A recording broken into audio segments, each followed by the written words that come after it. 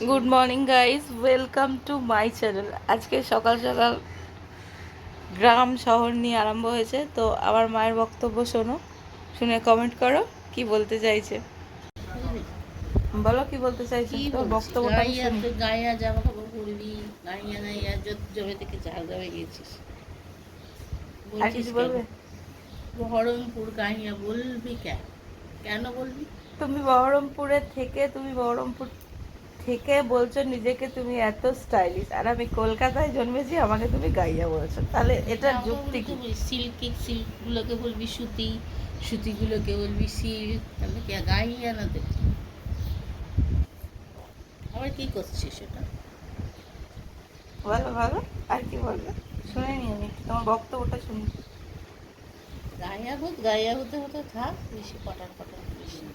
আচ্ছা, ঠিক আছে, ভালো জিনিস। সকালে যে গুড মর্নিং বলতে হয় জানো না, সকালবেলা গাইয়া আর ইয়ে নিয়ে আমি আরম্ভ গুড করে। মর্নিং বলি না, আমি জয়গুরু বলি। ঠিক আছে, জয়গুরুটাই বলো, হুম। ওটা দিয়ে শুরু করো। হ্যাঁ, গুড মর্নিং। বলো জয়গুরু দিয়ে শুরু করো। ব্যাস হয়েছে, আর না। আর বলবে না?